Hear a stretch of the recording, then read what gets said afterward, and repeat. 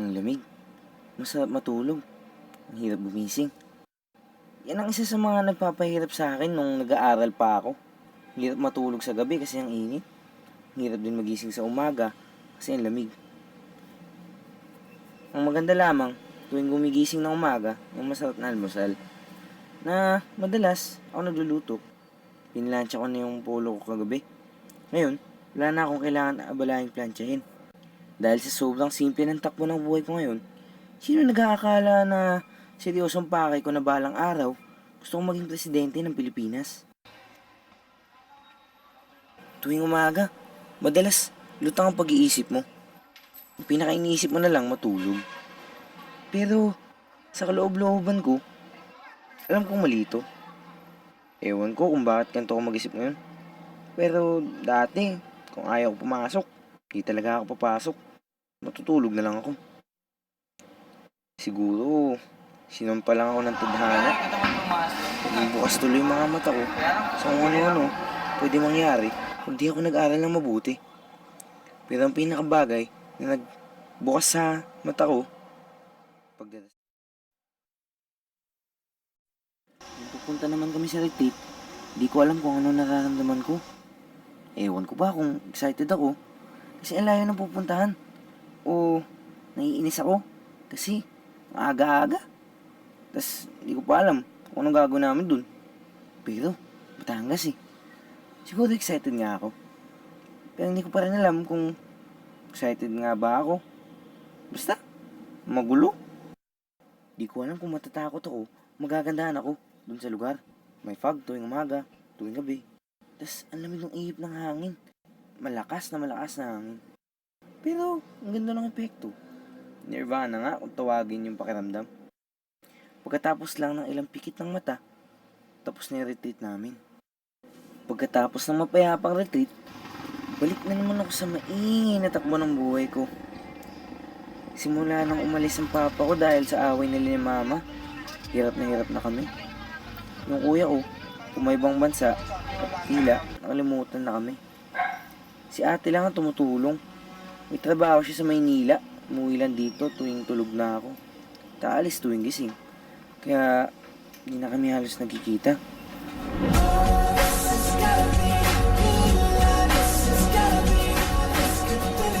First time ko nga palang mairita ng ganito. Lalo na sa mga kaibigan ko. Sabi ng mga kaibigan ko may leader instincts na ako. Kaya kapag may bagay na di nangyari ang nasa plano, madalas, nagagalit ako. Ganun ba?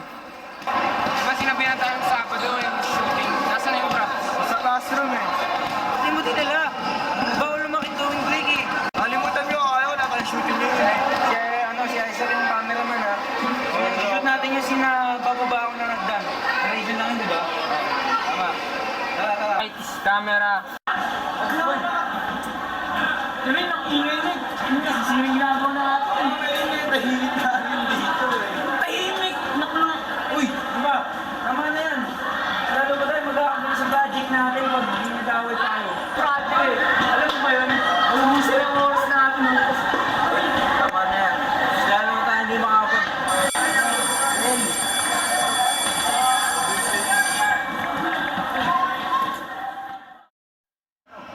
Ipan ba magbabago? Ay, saan yung oras natin eh? Sa tingin nyo ba may patutungan yung pag-aaway nyo? Sa tingin nyo, kung mag-aaway kayo, ada mag-shooting tayo. Makakit pa tayo, may pagpasok pa tayo. Next yun na to eh. Hindi pa rin gano'n natin. Ano naman kasi Glenn, dito ka naman kasi napatawad. Nakalimutan, hindi nakalimutan. Ikaw naman sa... Kung ayaw mong may nakakawin, kasi masyado matigas ulo. Ano yun?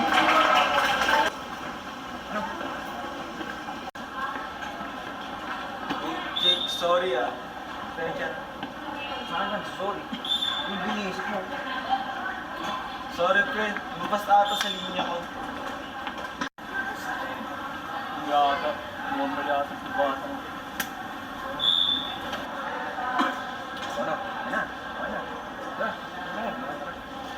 Ay, sa wakas, nagkabati na rin sila. Kahit di naman gaanong katindi yung pag-aaway, naresolba pa rin. Nakakatuwa lang. Sa tingin ko, kung kaya kong gawin yun sa pagitan ng mga kaibigan ko, kakayahan ko rin gawin ito para sa aking bansa.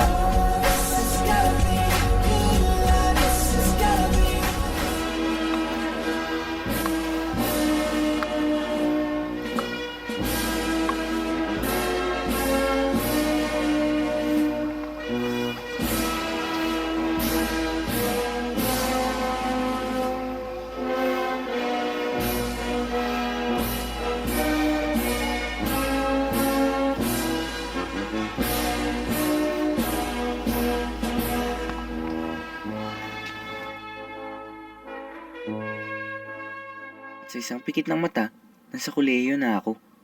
Dahil nga gusto ko magpresidente, ang kinuha ko.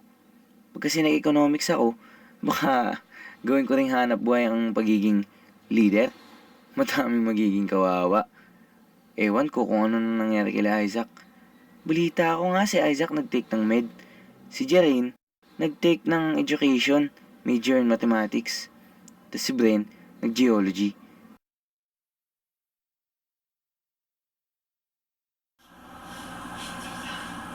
Uy, pare, ikaw na ba yan?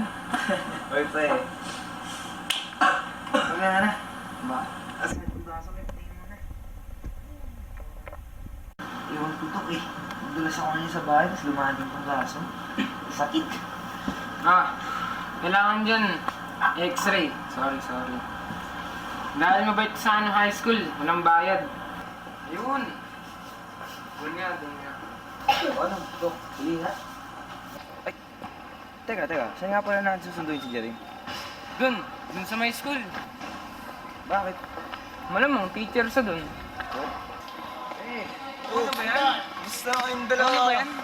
Ayos lang. Nung college tayo nagkita. Kakaiba. Naalala ko yung pinagagawa natin dati ng high school. Teka, di ba matinuturo? Oo. Naingay ba yung mga estudyante? Walang palag sa ingay natin, pre. Oo nga, eh, no? Tama. Tayo sa one shot again. Tara. My brothers! Long time no see! Galing mo, bro! Salamat. Grabe, kamusta na kayo, mga bros? Ayos lang. Masensya na tayo lahat sa buhay. Balita ko, teacher ka nga pala sa boss ko. Hindi nga ng mga bata dun eh.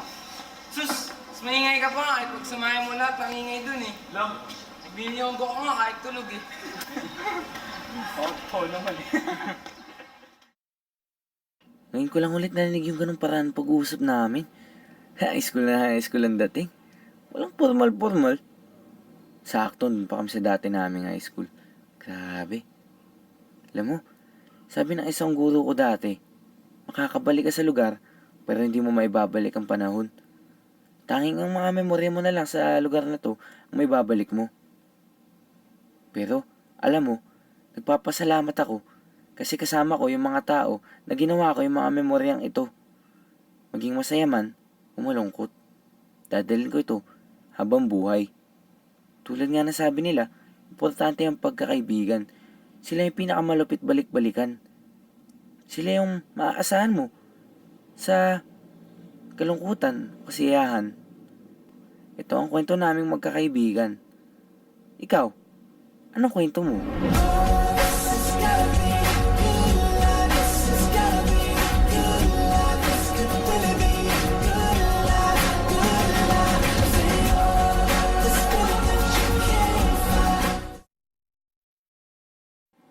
Hi, ako nga pala si Alex, isang 4th year student. Ano expectations ko this year? Wala naman masyado. Tinig ko kasi kapag nag-expect ka, baka ma-disappoint ka lang. Hugot-hugot. Counting kaalaman para sa akin. Isa akong average ordinary student. May konting pagkasayad, pero at least palagi mapagtotoo. Di ako famous tulad ng iba, at hindi din matalino.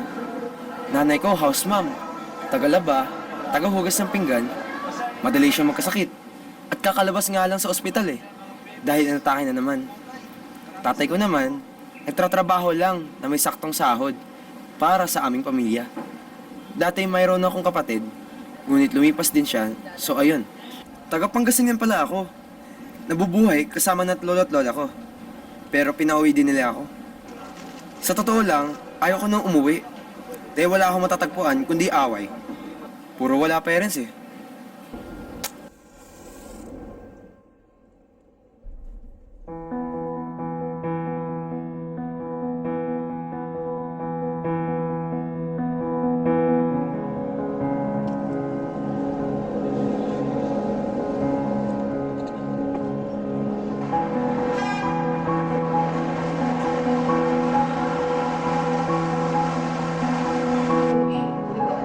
Ang susunod na istasyon ay Victoria.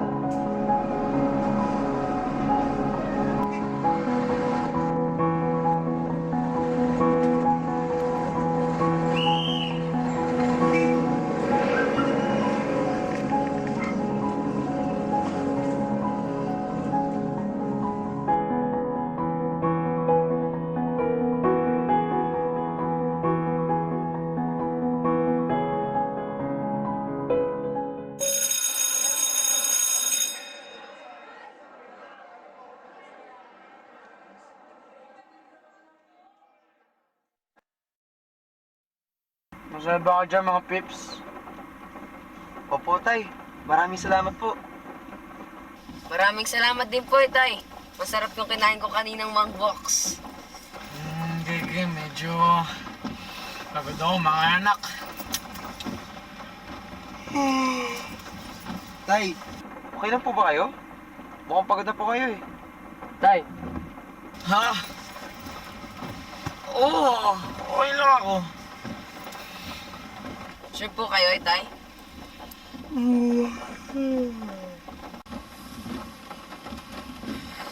Tay? Tay! Tay!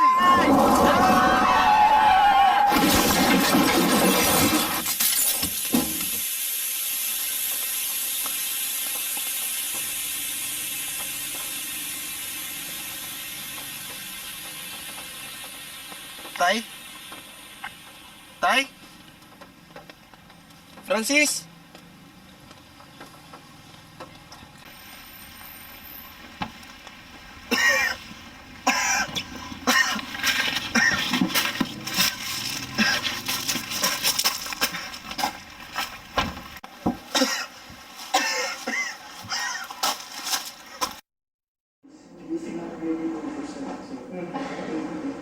Considering that, last one, Jeff, how about you? Because upon demand, the urges of freedom and the security of justice.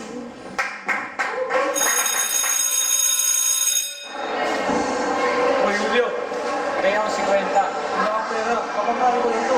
Alam ko, meron ka, mayaman ka eh. Wala kang pera. Kaya nga, uy! Anong tawag mo dito? Uy, yan lang ang pagkain ko. Julio, kanino lunchbox yan? Hindi ko po alam, ma'am. Nakita ko lang sa sa'yo. Balik mo sa klase mo. Alex, mukhang pinagtitripan ka ng kaklase mo ah. Okay lang yun, ma'am. Marami, meron ako mas malakas mang trip ko dyan. Hindi mo lang nakakayaan na ginaganyan ka ng iba. Nakakasama yan sa inyo eh. Pasensya na po, ma'am. Pero alam mo, napansin ko, sa ilang araw mo pa lang dito, wala mo masyadong kausap o kasama. Kailangan mo lang kuya dito.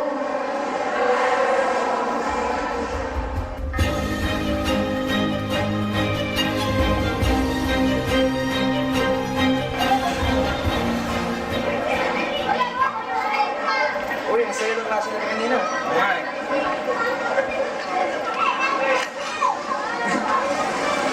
Kumusta na pa rin ba si?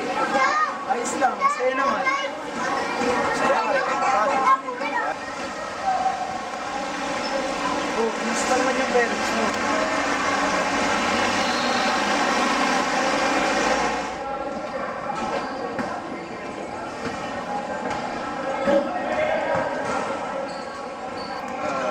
Tara, tayo na dun.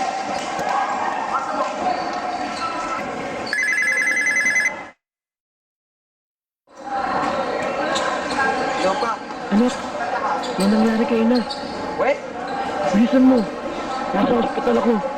Sige, sige. Uwi na ako. Antay ko. Sige, sige guys. Uwi na ako. Sige, sige. Sige. ka, bro.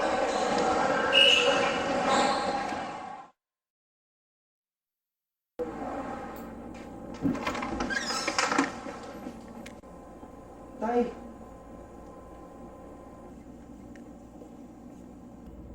Nay? Nay? Nay? Nay? Honey, why you calling me so late? It's kinda hard to talk right now. Honey, why you crying? Is everything okay? It's really good to hear your voice saying my name. It sounds so sweet coming from the lips of a... Ano bang pinaggagawa mo? Magbago ka nga.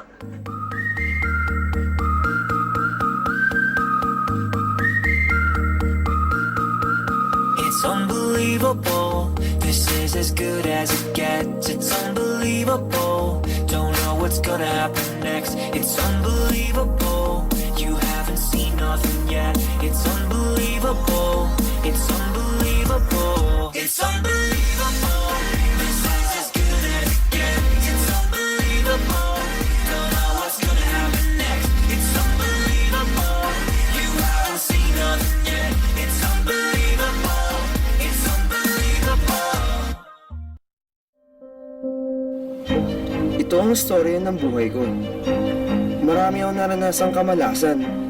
Pero kahit puro kabiguan ang laman ng buhay ko, nagkaroon ako ng maraming kaibigan.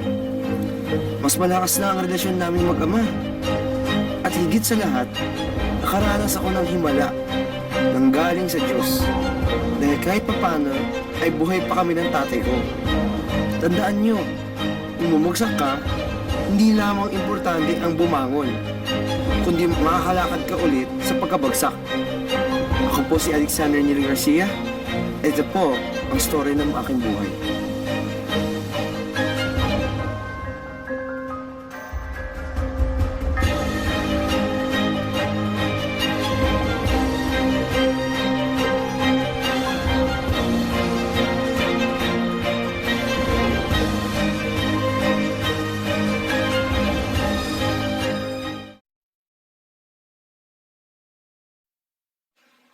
Saan ka nagaling? Anong oras na? Sila driver po pa. Walang text, walang paalam, walang kahit ano. Alas 10 na, nagkalala ako. Pare, alam mo naman yung mga kasama ko. Wala ka ba tiwala sa akin? Wala kang kaya ng sumugot kasi ikaw yung mali. Pumunta ka sa kwarto mo, ngayon na. Fine. Alam mo na mas malala doon? Mas gusto ko pa maging tatay nila Colin Martin o kaya ni Trevor. Nag-graduate ako tapos nakatoy mo parang bata. Bigyan mo ng tiwala o kaya ng respeto.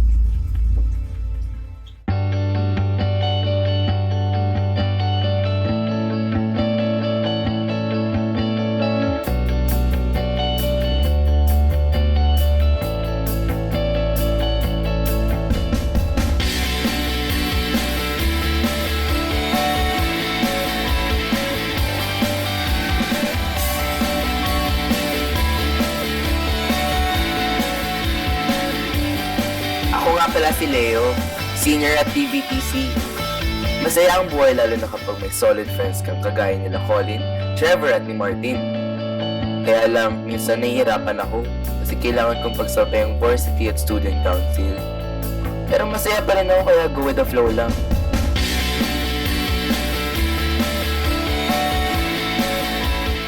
Ito kami halos everyday.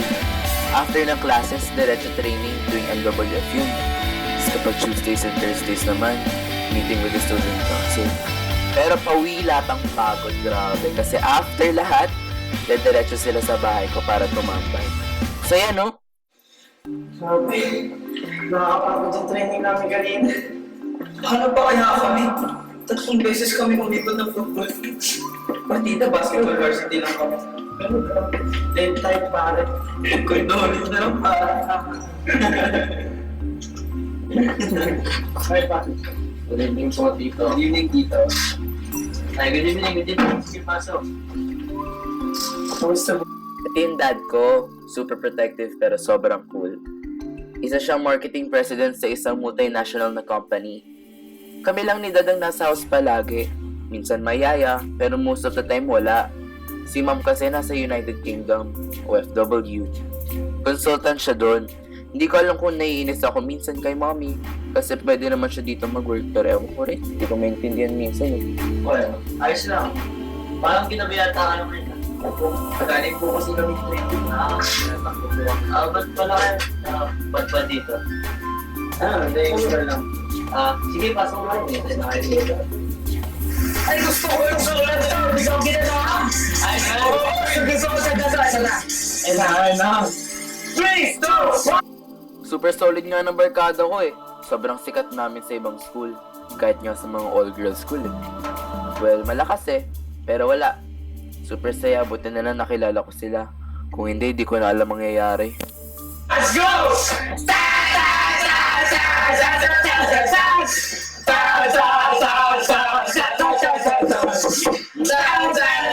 Bakit mo pa?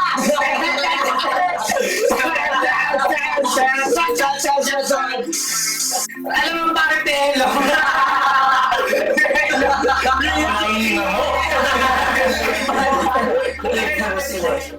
Dapat hindi ko na pagtrato sa papa mo.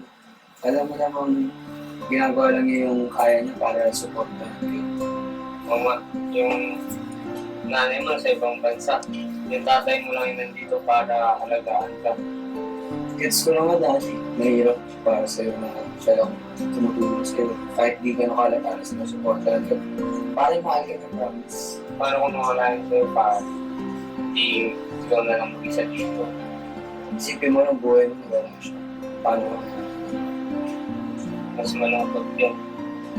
Sulitin mo na yung oras na habang nandito siya. Pagpakasaya ka nakasama siya. Marami pa siyang pwede mo gawin para sa'yo. Hindi lang. Hey, pare, ayaw naman namin sirahan yun eh. Gusto lang namin, na ipakita sa'yo na sobrang na-appreciate ka ng dad. Oo nga bro, mahal na mahal ka ng tatay mo. Kahit ano mangyari sa'yo. Bro, thank you. Narealize ko na mahal talaga ako ng tatay. Naiintindihan mo ng papa. Pare, tama na drama mo. Sayo-sayo na natin ang hindi. Pero ang laptop mo magsasearch lang ako. Grabe, sobrang blessed ko talaga sa mga kaibigan ko. Biro mo, sila pa magsasabi sa akin kung anong tama. Kaya mahal na mahal ko sila eh. Because I knew that you would be alright, and in my heart.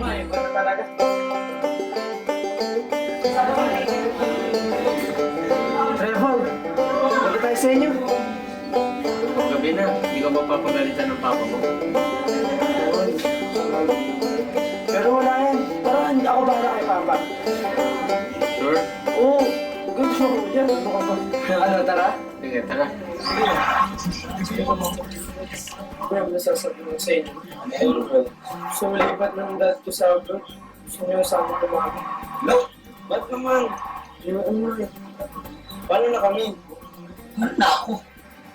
Parang salang naman magiging ganun. Para hindi madali ang long distance friendship. Saan ka nagaling? Anong oras na? Sila driver po ka. Walang text, walang paalam, walang kahit ano. Alas 10 na, nagkalala ako. Pakilala mo naman yung mga kasama ko. Wala ka ba tiwala sa akin? Wala kang kapag ng sumagot kasi ikaw yung mali. Pumunta ka sa kwarto mo, kain na. Alam mo na mas malala doon? Mas gusto ko pa maging tatay nila Colin Martin o kaya ni Trevor. Nag-graduate ako tapos natatoy mo parang bata. Bigyan mo ng tiwala o kaya ng respeto. Tama naman ako, di ba? Konting tiwala at respeto lang naman hinihingi ko sa kanya. Hindi pa niya mabigay sa akin. Alam mo yun, nakaka-bad trip. Because I knew that you would be alright. Hello, this is Leo Rosario. I'm really sad to inform you that your father died due to a car accident at 4:20 today. Please come to Lourdes Hospital right now, and we have contacted your mother. Bakit ganito? Mabait ako, nagsisimba ako, ginagawa ko lahat. Bakit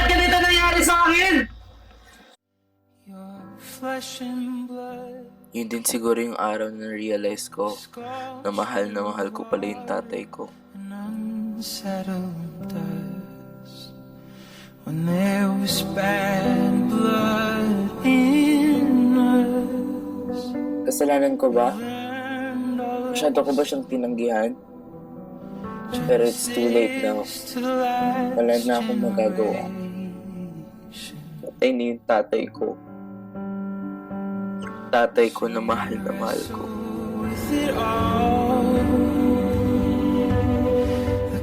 Lahat ng masasayang panahon, lahat ng kainan, lahat ng oras na magkasama, ngayon ay alaala na lang. Dahil wala na siya. Pero hindi. Lalaban ako para sa kanya. Lalaban ako para sa tatay ko. Nag-graduate ako kasama mga kaibigan ko, and I'll make sure I'll make him proud.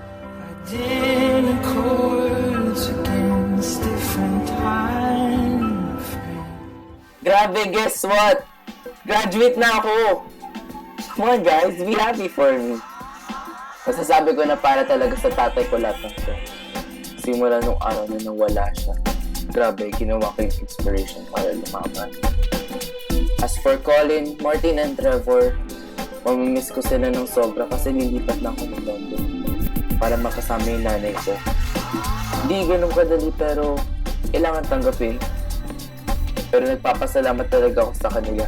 Kasi kung hindi dahil sa kanila, hindi ako makakantong sa kinalalagyan ko ngayon. Kaya Colin, Trevor, Martin, thank you! Parang tama nga sila. Nare-realize ko na ngayon na parang I'm more than blessed. Because I knew